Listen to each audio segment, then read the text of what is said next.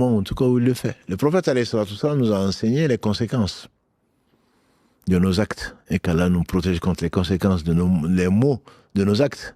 Le prophète alayhi salatu wassalam, dans ce qui a été rapporté par les deux, Al-Bukhari et Muslim, les deux références en matière de hadith, qu'Allah les bénisse, d'après Abu Huraira, qui dit, le prophète sallam, qui dit, le fornicateur n'est pas croyant au moment où il fornique. Le voleur n'est pas croyant au moment où il vole. Celui qui boit de l'alcool n'est pas croyant au moment où il se saoule. Il boit de l'alcool. Alors, certains ont dit, c'est-à-dire, il n'a pas atteint la croyance parfaite, la croyance totale. Mais qui l'a atteint, la croyance totale? À part les prophètes, alayhi salatu wassalam, et ensuite quelques-uns. La croyance totale, la foi totale, la foi complète,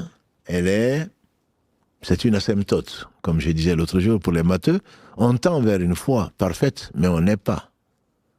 On tend vers l'excellence. Inna Allah ya'muru bil adli wal ihsani wa ita'i dhil qurba. Allah, verset 90 de la sourate 16, Allah invite, ordonne à l'équité et à la perfection. On tend vers la perfection, mais on n'est pas parfait. Donc la foi parfaite, Allah seul sait qui l'a.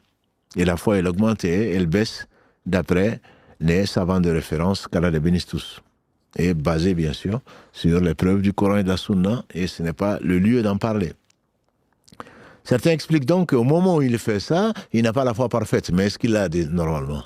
Mais un autre hadith, qui vient peut-être l'expliquer, c'est le hadith d'Abu Huraira, qui est consigné dans Abu Daoud, Tirmidhi, et également le Hakim, qu'Allah fasse miséricorde, qui dit, quand le fornicateur fornique, la foi sort de lui et reste au-dessus de lui comme une ombre.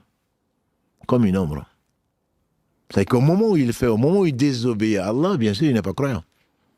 S'il croyait à Allah, si c'est que demain, sans compter aujourd'hui, si c'est que demain il va rendre compte, toute désobéissance, comme vous le savez, les compagnons du prophète sallam sont unanimes. Toute désobéissance est ignorance. Toute désobéissance est ignorance. Tu ne peux pas désobéir à Allah en étant savant. C'est impossible. Donc quand tu désobéis, et comme on le fait dire à Bilal ibn Malik, qu'Allah lui fasse miséricorde, ne vois pas la petitesse du péché, vois la grandeur de celui à qui tu désobéis. Quand tu désobéis à Allah subhanahu wa ta'ala, c'est que tu ne le connais pas. Tu es vraiment un ignorant. Parce que sa saisie est terrible. Hein. Je vais me repentir plus tard, et si tu meurs à ce moment-là, ce sourire qui t'a attiré, ce corps qui t'a attiré, si Allah en faisait du feu, si Allah en faisait un squelette, qu'est-ce que tu dirais? Et ce qui attend les gens qui ont forniqué, qui sont morts dans le péché, est tout simplement terrible, indescriptible. Le prophète alayhi salatu wassalam, lors de son voyage nocturne, il a rencontré qui il a rencontré, et on lui a montré ce qu'on lui a montré, de l'au-delà, parce que le passé, le présent, le futur, pour Allah, c'est la même chose. Il a vu des gens suspendus par leur sein, et des gens sous lesquels il y a du feu, tout nus. On dit que c'était les gens qui forniquaient dans la vie de ce bas monde. Et la colère d'Allah est très certainement bien plus grave. L'éloignement d'Allah, une des conséquences de cela, de la fornication, de tout grand péché, c'est que Allah enlève de ton cœur son amour et sa magnificence. Tu oublies Allah, tu n'arrives pas parce que tu as nagé dans les grands péchés, Allah fait que sa grandeur ne rentre pas dans ton cœur. Le waqar, le ta'zim d'Allah subhanahu, tu n'arrives pas, comme me disaient certains frères ou sœurs, je n'arrive pas. Je prie, je jeûne, mais je n'arrive pas.